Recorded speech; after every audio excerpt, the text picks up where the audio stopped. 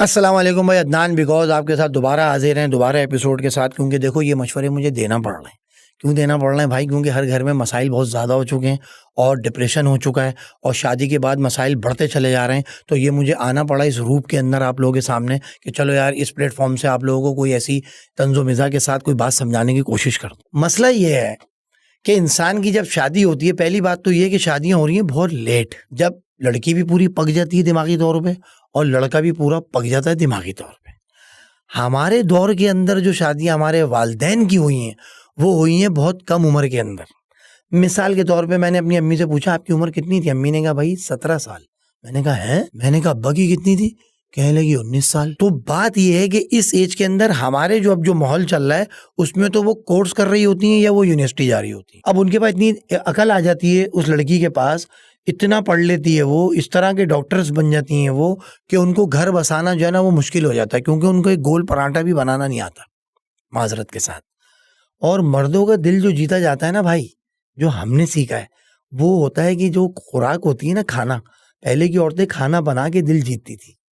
हमारी अम्मी किचन में होती थी ईद वाले दिन और दादी बोलती थी दुल्हन आ जाओ, ईद है आज, कपड़े बदल लो। अम्मी बस मैं आ रही हूँ। उनका इतना ज़ौक और शौक होता था खिलाने का पहले की औरतों को कि बुला बुला के उनको तैयार किया जाता है कि दुल्हन। 6 बच्चे हो गए लेकिन उसके बाद भी दादी बोलती थी दुल्हन। अब नाम लिया जाता है, इवन के लड़कियां जो हैं वो अपनी सास का नाम लेती हैं। तो बात यह है कि हम इन चीज़ों से दूर जा रहे हैं तो मसाइल हमारे बढ़ रहे हैं। मेरा मशवरा यह है कि अपनी वही जिंदगियों को पकड़ो जो हमारे बाप दादाओं ने गुजारी थी। उनमें बड़ा बड़ा अपनाइयत थी, बड़ी मोहब्बत थी, बड़ा एका था, बड़ी सादगी थी। जितनी भी फैसिलिटीज आ रही है ना तो हम दूर होते जा रहे हैं। मिसाल के तौर पे लड़के ने अपनी शादी में जो एटम डाले, सबसे पहले तो शादी के हॉल पे आ जाओ। हमारे अब्बा की शादी हुई, सेहरा बांध दिया।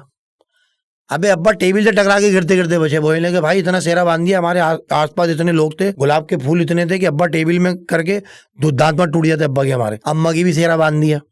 अब अब्बा जान जो है वो शादी करके जब घर आए हैं तो रिश्तेदार और मोहल्ले वाले और जो वहां से रोना पीटना मचता था जब गली से दुल्हन जाती थी तो डर लगता था फिर किसको ले जा रहा हूँ मैं, इतने इसके चाहने वाले कि पता नहीं होता था कि किसकी बहन है। इतनी सहेलियां रो रही होती थी, पूरी गली रो रही होती थी कि ये चली गई, ऐसा लग रहा था पता नहीं कहाँ चली गई। लेकिन अब क्या होता है भाई, अब वो आ रही होती है तो दुल्हन बराबर में कह रही होती है रोना मत, 40,000 रुपए का मेकअप हुआ है, पूरे 40,000 रुपए दिए वहां पर तारिक रोड पे। बेवकूफ, बिल्कुल सब्र से काम लेना, मैं बता रही हूँ मुंह तोड़ दूंगी अगर तुम्हारा एक आंसू भी निकला। अबे वो रो रही है, उसके बाप माँ बाप छूट रहे हैं भाई, तू कैसी दोस्त है यार, तू आके कानों में बोल बोल के जा रही है, उसको रोने दो यार। कुल वो जा रही है, उसका दिल हल्का होगा। लेकिन नहीं, होशियारी, क्योंकि वो इतनी पक गई। दुल्हन ही 38 साल की है, दूल्हा 44 का। हम जो सुन रहे थे वो क्या था और अब क्या है। तो इतना पकने के बाद जब शादी होती है तो घर में पहले ही फड्डे फसाद शुरू। जो कच्चा दिमाग होता है ना उस पर काबू हो जाती थी सासें। बेटा ये दूध की पतीली है, इसमें दूध गर्म होता है, इसमें सालन नहीं बनता, समझ आई बेटा? हमारे ऐसा नहीं होता। जी अम्मी। बेटा आटा जो ना इस तसले में गूंदा जाता है, उस तसले में नहीं गूंदा जाता। जी अम्मी। तो बात यह कि वो कच्ची होगी तो जी अम्मी बोलेगी ना, वो तो पहले से ही पूरा आम है, वो कहां से सुनेगी? वो तो इनकलाब हो जाएगा उसके अंदर, तो जनाब बगावत की बू आना शुरू हो जाएगी। धड़ करके कमरा बंद होगा और कमरे के अंदर मस्कुटियां होंगी। शौहर आएगा ऑफिस से, वो अम्मी को देखेगा, अम्मी उसको देखेंगी, वो अंदर जाएगा, आंसू बाहरी होंगी बैठ के। क्या हुआ? बताएगी नहीं। सबसे बड़ा मसला ये औरत का, क्या हुआ? नहीं बस।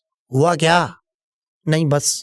अब ये और सस्पेंस पैदा होता और दिमाग खराब हो जाता शौहर का, क्योंकि एक तो वो बोल्टन में फंसा हुआ था, क्योंकि गटर उबल रहे थे कराची में। वो बाइक उसकी पड़ गई, रिक्शे वाले ने कपड़े फाड़ दिए, हाथापाई हो गई, सड़ाई ने टकरे मारी उसकी कराची में बोल्टन पे। वो आया घर आया तो अम्मा बैठी हुई बाहर तख्त के ऊपर, टीवी का ड्रामा देख रही है, बेगम अंदर है। अब जब बेगम से जाके पूछ रहा तो बेगम कह रही है मुझे नहीं पता, अपनी माँ से पूछो। अम्मा के पास आए, बोलने की कुछ भी नहीं हुआ, आंसू बाहरी होगी, जा उसी के बाद चला जा, हम तो तेरे कुछ है ही नहीं, हमने तो तुझे पाला ही नहीं, मैंने तो तेरा कुछ किया ही नहीं, अब तू आया तो तू उसी की सुन ले जाके। वो जब अंदर जाता है तो बेगम वो पक जाता है शादी के बाद के मसाइल, क्योंकि टेंशन में आ जाता है वो। फिर उसके बाद क्या होता है, ज्वाइंट फैमिली है तो फिर भाभी उस पर नमक डालती है। कौन सी भाभी? जो बड़े भाई की बीवी, वो चस्के लेती है। जो पुराना कपल होता है घर के अंदर, याद रखना भाई, जो पुराना कपल होता है वो आपका अंदरूनी दुश्मन होता है, क्योंकि वो खलता खेलता देखता ही नहीं है। वो हल्का हल्का आपको जो है ना पिने मारता है, वो आपको कान भरेगी। कौन? जो पहली वाली बहू आई।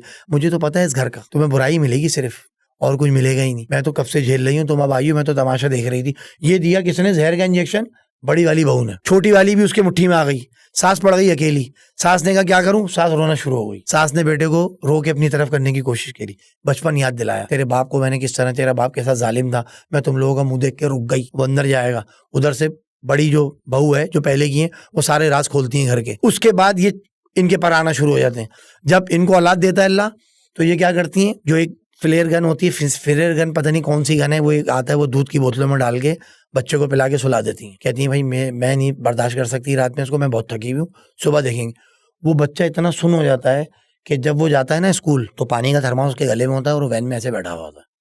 उसको बोलते हैं A for apple, B for bat, उसको कुछ समझ में ही नहीं आ रहा होता, वो सुन पट्टी हो गया, क्योंकि वो उसकी माँ ने उसको दूध के अंदर डाल के फ्लेयर, जब बैट के पीछे से निकलती हैं वो बोतलें। तो जब माएँ जालिम होंगी बच्चों के ऊपर, जो औलादे वो पैदा कर रही हैं, जिस टाइप के बच्चे हैं उनमें वो फास्टिंग है ही नहीं, वो हाजिर दिमागी है ही नहीं, सुन पट्टी बच्चे हैं वो। हमारे दौर के अंदर जो मसाइल होते थे जब हम छोटे थे, तो मैं शादी में बता रहा हूँ कि मसले क्या होते हैं शादी के बाद, बच्चा दूर क्यों होता है, क्योंकि ये पैम्पर पहना के जो है ना उनके बंदर के चूतड़ों की तरह लाल कर देती हैं बच्चों के चूतड़ों को। क्लोरोफॉर्म लग रहा है, वो क्या बोलते हैं, वो क्लोरोफॉर्म पता नहीं कौन सा फॉर्म है, वो लगाती हैं पीछे हिप्स पे। शादी में गए 3 घंटे से वो मोशन किया हुआ रो रहा है, बेचैन हो रहा है, वो खाना ही नहीं खुला शादी का, खाना 12 बजे खुल रहा है। अबे हमारे दौर के अंदर माएँ जो थी ना वो शादी को रद्द कर देती थी कि बच्चा छोटा है मैं नहीं जा रही, और लंगोट पोथड़े होते थे जो हमारी नानी देती थी, पिन से बांधा, और जैसी पोथड़ा खोला उसने धार मार दी नानी के मुंह पे। ये चीजें भी छिन गई हमसे, ये बड़े अंदर की बात बता रहा हूँ भाई। वो पोथड़े भी चले गए कि नानी और दादी के मुंह पे थोड़ा वो धारे मार रहा होता था तो वो उसको ऐसे करके वो हंसती थी और उसको ऐसे पोथड़ा डाल देती थी। वो पोथड़े धो के सहन के अंदर टेलीफोन के तार पे सूख रहे होते थे। फिर जब वो आते थे तो 2 टांगे पकड़ के वो गरम गरम धूप के तपे हुए जब नीचे रखते थे तो पूतन काले हो जाते थे। सब बच्चों के पूतन पीछे से काले थे क्योंकि पोथड़े डले होते। फिर वो टप में गंदे हो जाते, फिर धुलते थे, फिर आते थे। तो ये जितनी भी आजकल जो फसादात घर के अंदर हो रहे हैं, जितनी फैसिलिटीज मिल रही हैं लड़कियों को, उतनी खुला हो रही है, उतनी डिवोर्स हो रही है। तो लिहाजा अपने पुराने वक्त से जुड़ो। भाईजान दुआ में याद रखिएगा। अल्लाह हाफिज।